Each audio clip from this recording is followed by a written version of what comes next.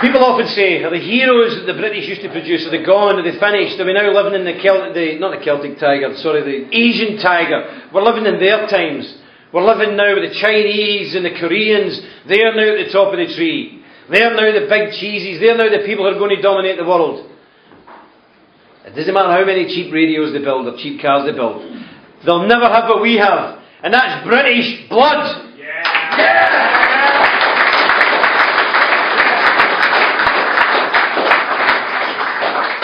So are our heroes gone? Are they consigned to history? No, they're not. Because I want us to be quiet now and I want us to think very seriously of this. Our forefathers who stood at Waterloo, before that even Agincourt, Waterloo, Passchendaele, Dunkirk, the men that held Korea, the men who yomped through the Falklands to reclaim our lands, and even today, our lads who are out fighting in Helmand Province, they're the heroes that's produced today. But coursing through your veins, through your hearts, is the blood that stood like this at Agincourt. It is the blood that stood at Waterloo. The same blood that is in your veins was the same blood and DNA that was at Trafalgar, Dunkirk, the Somme, Passchendaele. The same blood. Their heroes aren't dead. They're here tonight with us.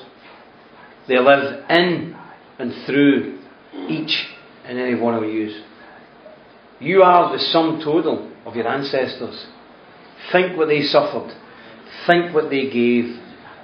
Think how they bled and died and enriched the soil in every continent across this globe to build this great Britain. And never forget, it is great. The traitors are trying to destroy it. But we have the blood that was at Agincourt. We have the blood that was at Dunkirk. We have the blood that was at the Somme. How can Trevor Phillips, how can these people ever hope to destroy us? I'll tell you how. By destroying the British National Party. That's the only bulwark against tyranny, is the British National Party.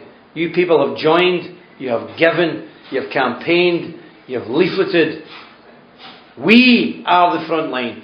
We are the thin red line against total destruction, annihilation and oblivion. We are the people who stand in the gap. You remember the famous film Rorke's Drift? When the Welsh guardsmen or fusiliers, I can't remember what they were, but they stood there. Wave after wave after wave of attack came. Did they yield? Did they give up? Did they run away and cry in a corner like most British people do now? I don't want to join the BNP because I'll get in trouble. Oh, I'll maybe lose my job. You people are made of sterner stuff. The people at Rorke's Drift are made of sterner stuff. You joined the BNP. You stood fast. The people at Rorke's Drift stood fast. And we turned back the enemy. And I say to you tonight, we will turn this country round. Yeah! The British are a law-abiding, decent people. Fair-minded people. We gave the world the system of law that is so envied. But you have people like Phillips and Jack Straw. And remember, Jack Straw's father was an immigrant. This country sheltered them, fed them, gave them safety, gave them sanctuary. Yet when war came, and this country, his home, needed defending, where was he? In jail because he refused to fight. A point that our chairman so perfectly pointed out in question time.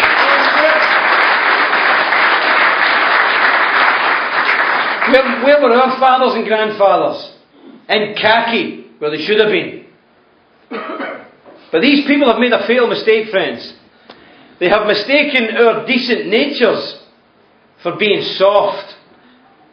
Well, I can tell you, just looking around this room tonight, there's nothing soft about the British. There's nothing soft about Blackburn. And if Trevor Phillips or some of his cronies came here, they would soon find that out. They will find out, these lounge lizards, that slither about Westminster, trying to ban us from everything, banning the chairman for using the place. If they came here tonight, folks, would we show them we're soft? Or would we show them the door?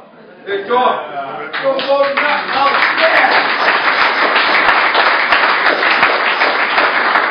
But finally, over the last year, and I want you to congratulate yourselves and feel good in yourselves. Yes, this is a fundraising night. We know that. And people say, well, what's the point? Somebody said to me, what's the point of gaining money? What do we achieve? I can only think that person's been in jail or something for the last year. What do we achieve? 2 years ago, this party had 6,000 members. 2 years ago, this party worked out of people's houses. It had no offices, it had no premises, it had no machinery, it had nothing. Just a lot of good-willed, decent British people. That's all we had. But you know something? That's enough to build on. Your chairman had the sense and the foresight to start a professionalisation programme. What do we have now? 5 offices across the country. 2 MEPs. 100 and odd councillors. This party's going places. And think what we've achieved considering what we've had to put up with. What have we had to put up with in the last couple of years? Membership leak. How many folk were on the list? Come on, put your hands up. How many folk were on the list? Which one? Which one? Right. Thank you. How many folk are not on the list? Put your hands up. Who's not on the list? There must be more than that. Right. When are you going to get on the list? It's time you sign him up. Listen, they thought if they produced the membership list of the BNP, we'd all run and hide and be scared and be terrified. I was manning the phones that week. Nick said to me, Jim, this is going to be really rough. You help out? I said, certainly. I was manning the phones. Do you know what I got all week? People in their 70s and 80s who've lived through the war saying, son, sign me up to a gold membership. There's no bugger going to intimidate me. We had hundreds of people join after that last week. But then we've had the Equalities Commission, we've had membership freezes, we've had all the attacks in the newspapers, with the chairman attacked in College Green, we've had threats of violence with Tony Ward battered with a hammer, we've had all of these things. But we're no longer 6,000 strong. Because on Friday I checked the membership figures, and from this week, this party, no hype, no nonsense, no sales talk, reality, this party, membership-wise, is now bigger than UKIP. Yeah!